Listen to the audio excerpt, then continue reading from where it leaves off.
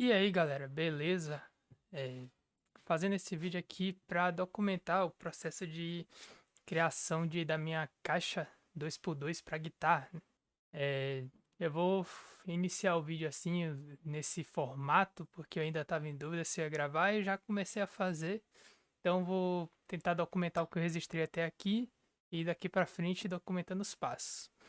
Bom, recentemente eu comprei um Joey Bantamp Jackman XL.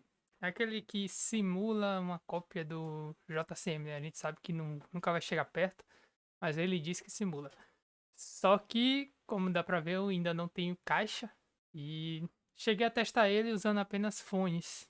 O Jackman tem um power classe D digital e uma saída de fone com simulação de amp. Pelo que eu pesquisei, ele dá para ligar sem estar com a caixa plugada.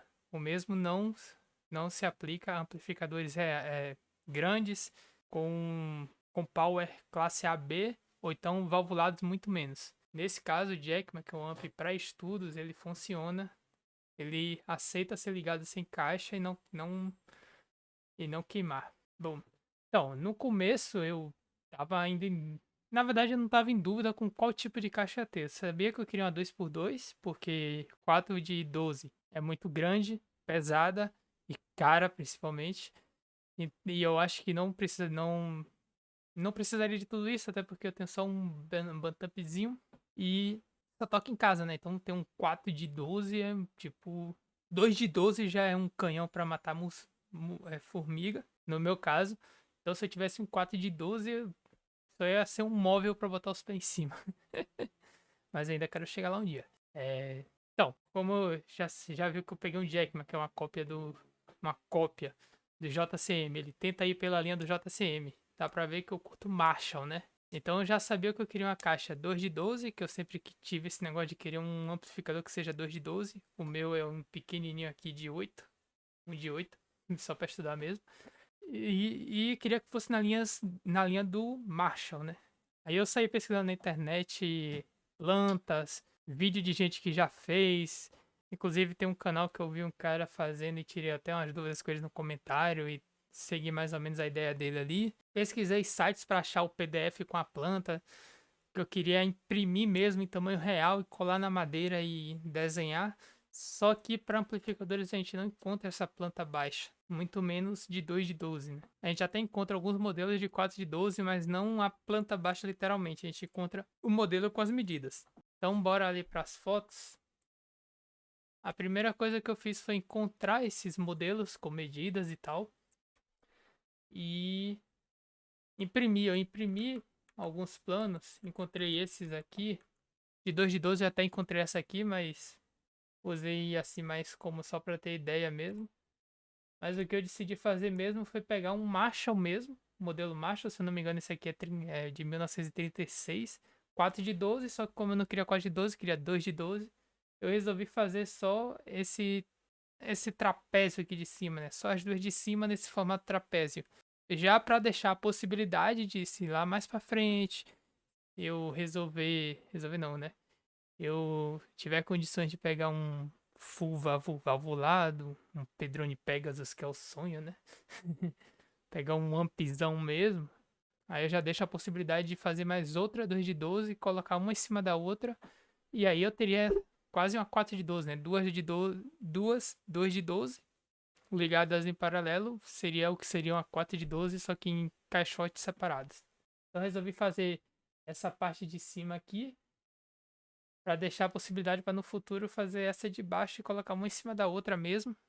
E aí ficaria como se fosse um 4 de 12. Eu segui, eu segui essas medidas aqui de cima, sempre colocando 1 centímetro a mais em cada medida para ter uma margem, né? Uma margem para lixar, para retocar algum corte torto. Eu sempre fui botando 1 centímetro a mais. Mas a base das medidas, a ideia principal, eu segui esse plano aqui, dessa de baixo. Tinha a possibilidade de fazer assim, totalmente assim, mais quadrada, só com a inclinaçãozinha, mas eu resolvi fazer mais inclinado para ficar um trapézio mesmo e o falante ficar um pouco virado para cima para vir em direção ao ouvido, né? E eu decidi fazer ele na horizontal em vez da vertical. Quer dizer, seguir esse modelo que é horizontal. Tem gente que faz ele na vertical, que nem o vídeo que eu vi, com duas. Fica legal também, mas sei lá, eu sempre tive essa coisa de ter uma 2 de 12 horizontal, ali mais assim. Bom, então, peguei esse modelo, imprimi alguns outros para ter de referência também. Esse aqui eu pensei em usar, acho que eu encontrei em um vídeo gringo, só que as medidas estão em polegadas, eu fiquei assim, quando você converte de polegadas para centímetros, sempre dá uns quebrados, então eu resolvi pegar esse aqui que já está em centímetros, em milímetros, do que esse aqui que está em polegadas. Aqui outro modelo também, que dá para ter uma ideia. Provavelmente quando eu for fazer uma A2 de 2 para deixar embaixo, ou fazer uma caixa para contrabaixo, que eu também tenho vontade de fazer uma caixa de 2 de 10 de contrabaixo. Aí eu vou seguir mais ou menos esse modelo aqui. Eu comprei uma chapa de compensado. Eu procurei por uma folha de 18 milímetros. Só que aqui na minha cidade eu encontrei só de 15, né? O recomendado é 18, mas o de 15 foi o que eu encontrei e eu tô usando ele e aparentemente tá indo tranquilo.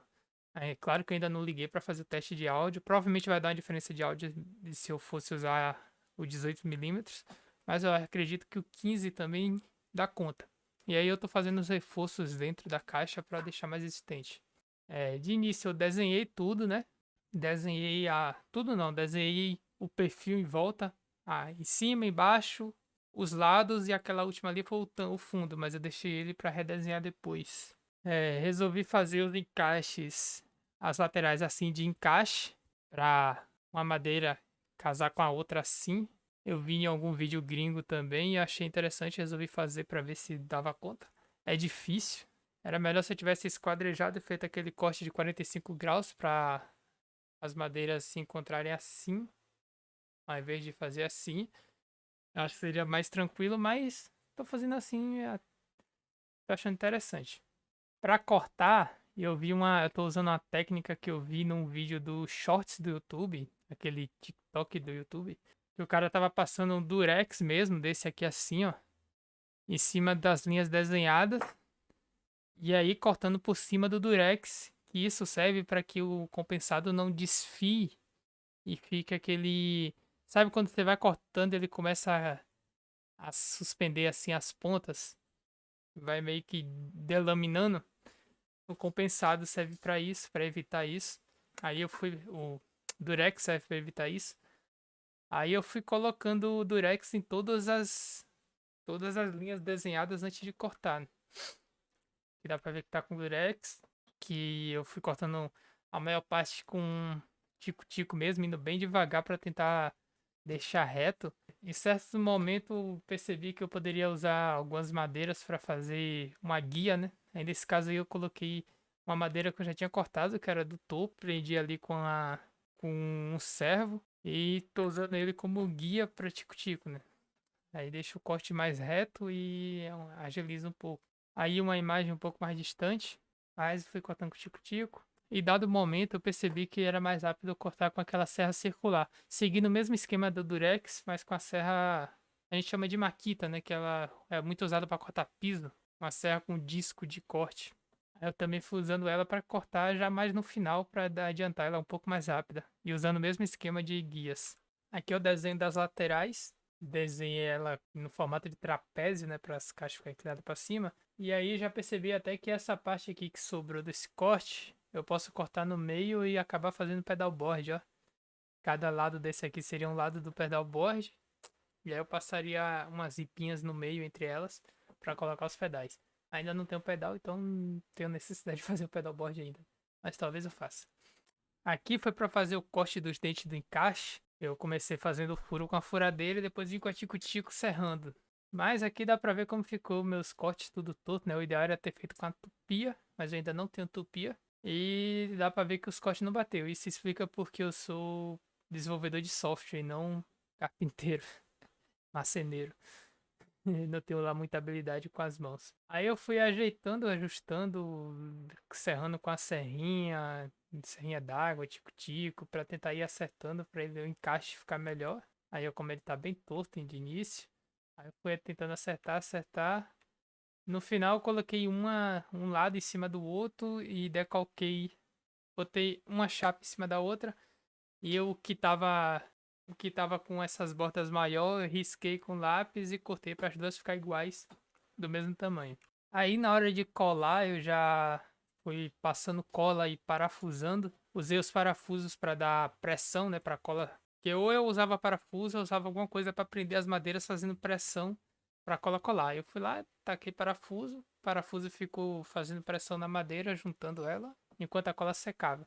Aí como ficou muito espaço, não ficou encaixes perfeitos, né? Eu falei como tá tudo torto. Eu fui usando a própria serragem que eu guardei dos cortes e furos e fui usando para tentar corrigir as falhas, né? Como tá cheio de buraco, eu fui vedando com a própria cola e serragem, cola e serragem, para tentar vedar bem as frestas para não ficar vazando ar depois. Quando o alto-falante está ligado, ele faz uma pressão com ar ali dentro, né? Principalmente quando eu fazendo a caixa selada atrás. Aí pode ser que o ar tente escapar por algum lugar. Aí eu fui tacando serragem e tudo. E depois eu vim com a com a lixadeira ali para alinhar, né? Vou tirar os parafusos, passar a lixadeira e depois parafusar de novo. Tem alguns lugares, eu parafusei isso com a parafusadeira, em alguns lugares até o parafuso atravessou um pouco a madeira e a cabeça ficou ali escondida. E no final da colagem ela ficou assim, eu fiz alguns reforços por dentro. Ainda não está completa a parte interna e deixei lá para secar. Fui serrando com a questão da fita, né? Ali, ó, como você pode ver, a fita não deixa a borda descascar muito, né? Ela sai umas fagulhinhas ali, mas não fica aquele corte feio. Aí eu fui parafusando aqui passei a cola primeiro e depois fui parafusando para apertar bem.